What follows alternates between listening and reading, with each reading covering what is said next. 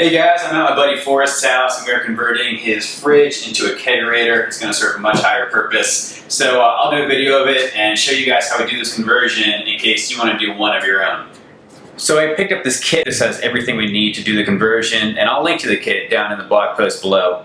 But what we have here, we have the Sankey tap, we have both our gas line and the beer line, we have the Perlick faucet, and the wrench for taking this off. Want to make sure you get one of these. It's really the only way to get these faucets off.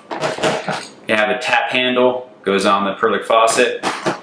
The shank, the nut for the shank, some hose clamps, and a spacer. This goes through the refrigerator wall.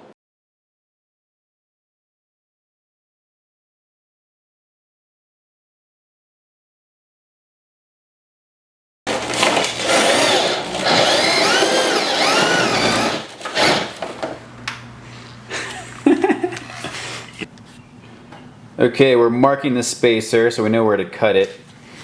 You want to make it so... Actually, maybe I won't show this side.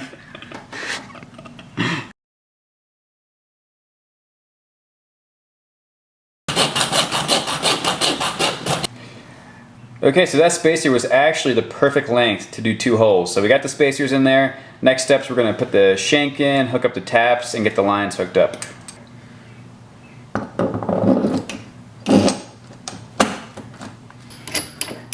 Now we're just threading on the nuts onto the shanks. It's not the prettiest sight back here, but it's gonna work.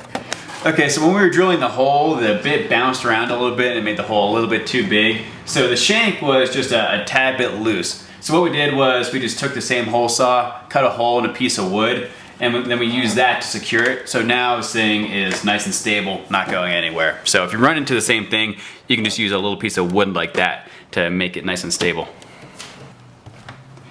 Now the faucet goes on to the shank.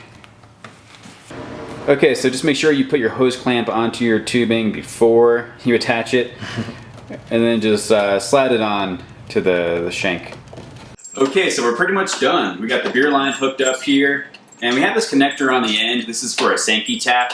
This is a Sankey tap. So this goes to commercial kegs. You can keep this on here if you're going to be using commercial kegs. If you want to use homebrew kegs, corny kegs, what you can do is cut off this and put on a quick disconnect, a ball lock, which is what this is, or a pin lock quick disconnect. So you can use either one.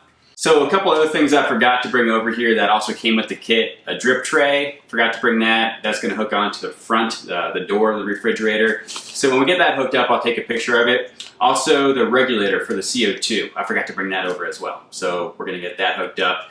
And for the CO2, for now we're going to keep it in the fridge. It will fit in the back there. If we run out of room, what we might end up doing is drilling a hole maybe in the side or the back.